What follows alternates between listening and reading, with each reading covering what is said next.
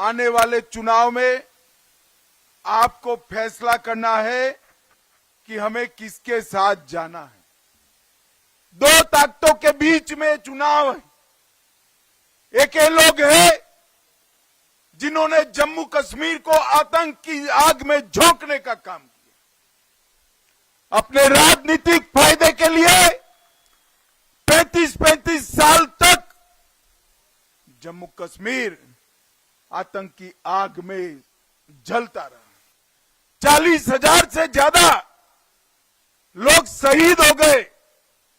मैं आज फारूक साहब और राहुल गांधी दोनों को पूछना चाहता हूं, इतने साल तक जम्मू कश्मीर आतंक की आग में जला, आप इसकी जिम्मेदारी लेने के लिए तैयार है क्या? भाइयों बहनों, वो नहीं लेंगे, मुझे मालूम।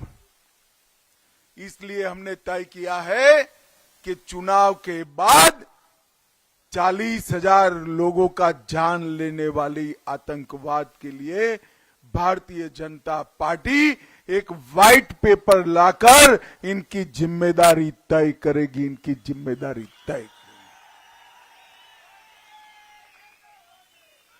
और आज भी ये नेशनल कॉन्फ्रेंस का एजेंडा आप देखिए, जिसका राहुल गांधी ने समर्थन किया, क्या एजेंडा है? वो कहते हैं कि नेशनल कॉन्फ्रेंस फिर से एक बार जम्मू कश्मीर में दूसरा झंडा लाने का काम करेगी। रामबन वालों, मुझे बताओ, दूसरा झंडा चाहिए क्या आपको? जोर से बोलो, चाहिए क्या? अरे राहुल बाबा, कितना भी जोर लगा दो, जम्मू कश्मीर में अब एक ही झंडा रहेगा, हमारा प्यारा तिरंगा रहेगा। ये लोग धारा 370 और 35A वापिस लाना चाहते हैं। आप इससे सहमत हो क्या? मैं आज रामबन की भूमि से घाटी के भाइयों को भी, विशेषकर मुस्लिम भाइयों को भी, बहनों को भी पूछना चाहता हूं, क्या दिया 370 और 35 ने? गरीबी, भूखमरी, ठंड, बेरोजगारी, गुर्बत और आतंकवाद, इस सारे जो 370 के बेनिफिशियरी है, वो घाटी का या यहां का ना मुसलमान है, ना हिंदू है, ना बौद्ध है, ना सिख है। इसके बेनिफिशियरी ये 3 परिवार ही है, 3 परिवार ही है। अब्दुल्ला परिवार, गांधी परिवार और मुफ्ती परिवार। भाइयों बहनों, मैं आज पूछना चाहता हूं, 370 लाकर 70 साल तक राज किया, लागू किया। रामबन वालों, आपको 5 किलो अनाज फ्री में मिलता था क्या पहले? जोर से बोलो, मिलता था क्या? 370 हटी, 5 किलो अनाज मिला। कमल के निशान पर मोहर लगाइए, 5 की जगह 10 किलो चावल प्रति माह मिलना शुरू हो जाएगा। रामबन वालों, मुझे बताओ कि कभी भी 370 70 साल रही, 5 लाख तक का इलाज मुफ्त में हुआ था क्या? अरे जोर से बोलो, हुआ था क्या? अब ये 370 वापिस लाना चाहते हैं। मैं बताता हूं, रोक लो। 5 लाख की जगह मोदी जी ने 7 लाख और बूढ़े व्यक्तियों का 10 लाख तक का इलाज मुफ्त में करने का काम। भाइयों बहनों, मुझे बताओ, जम्मू और कश्मीर में 2 एम्स, 2 IIM, फैशन डिजाइन की स्कूल, 9 मेडिकल कॉलेज, कई सारी कॉलेजेस, कई सारी यूनिवर्सिटी, इतना सारा इंडस्ट्रियल डेवलपमेंट, और 24 घंटा बिजली कभी मिलती थी क्या? जरा जोर से बोलो, मिलती थी क्या? ये लोग 370 लाकर जम्मू कश्मीर को फिर से आतंकवाद आग में झोंकना चाहते हैं। भाइयों बहनों, वो कहते हैं हम पाकिस्तान से बात करें। मैं आज स्पष्ट कर देता हूं, किसी भी स्थिति में जब तक आतंकवाद समाप्त नहीं होता, पाकिस्तान के साथ कोई बात नहीं होगी, कोई बात नहीं। वो एलओसी का ट्रेड शुरू करना चाहते हैं, जिस एलओसी के ट्रेड से यहां पर आतंकवाद का पोषण हुआ, वो शुरू करना चाहते हैं। मैं बताता हूं, उमर अब्दुल्ला, कितने भी साल मेहनत कर लो, जब तक आतंकवाद को पाताल तक दफन नहीं करेंगे, ट्रेड चालू नहीं होगा। आप ये मान कर चलो। भाइयों बहनों, आतंकवादी घटनाओं में, पत्थरबाजी की घटनाओं में शामिल लोगों को वो छोड़ना चाहते हैं, नौकरियां देना चाहते हैं।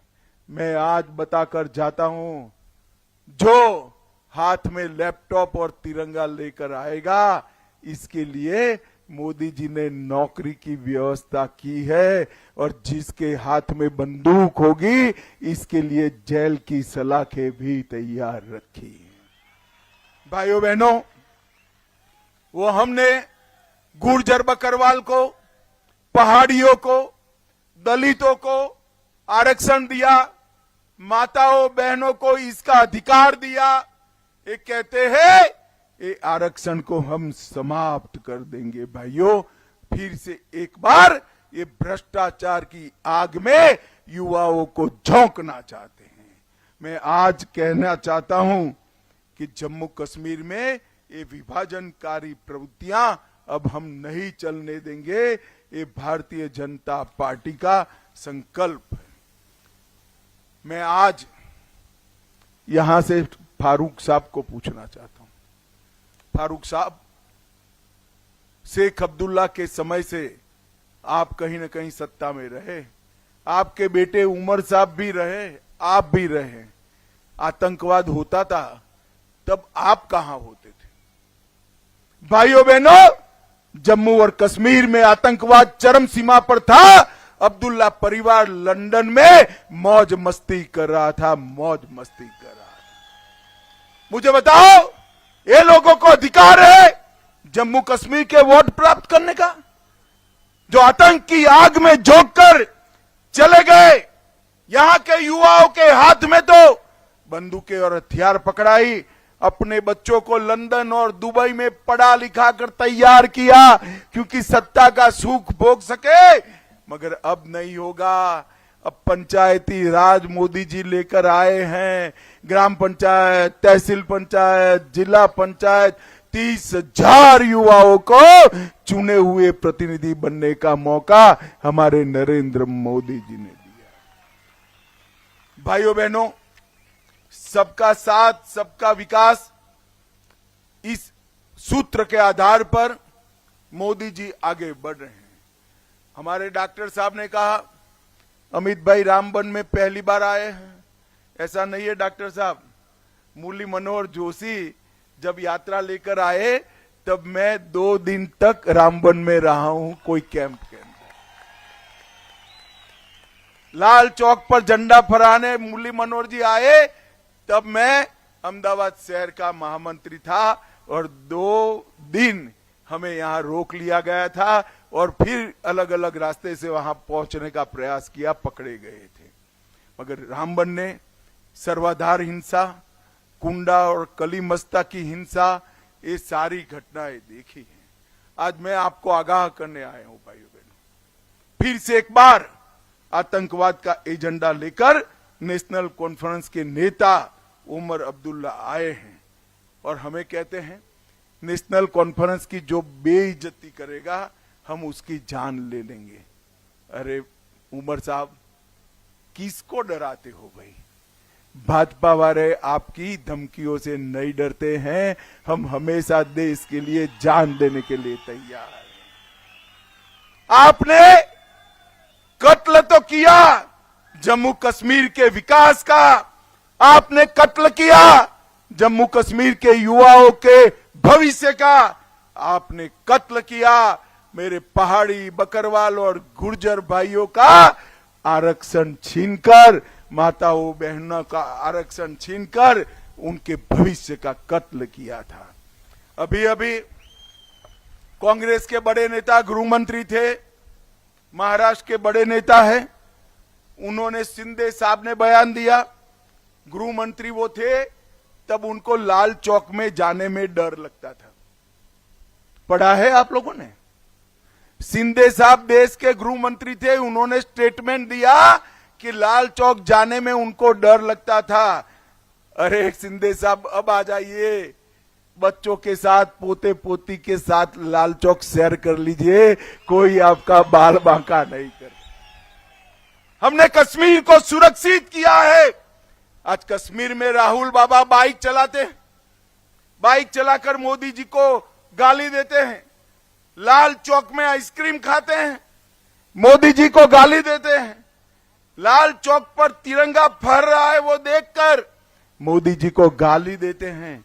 और राहुल बाबा और बहन जी प्रियंका जी बर्फ से एक दूसरे के साथ बर्फबारी खेलते हैं। राहुल बाबा गाली तो आप मोदी जी को दे रहे हो, मगर आपके जमाने में संभव नहीं था। नरेंद्र मोदी ने आतंकवाद को पाताल तक दफना देने का काम किया है। आज आप पैदल यात्रा लेकर वहां तक पहुंचे, इसका कारण केंद्र में भारतीय जनता पार्टी की सरकार थी। अरे हम तिरंगा लेकर निकले थे, मुरली मनोहर जोशी और नरेंद्र मोदी जी, हमें रोक लिया गया, रामबन में ही रोका गया और हेलीकॉप्टर में जाकर तिरंगा फहराना पड़ा। आज वहां पर गणेश उत्सव भी होता है, जन्माष्टमी भी होता है और ताजिया का जुलूस भी निकलता है, कोई दंगा नहीं।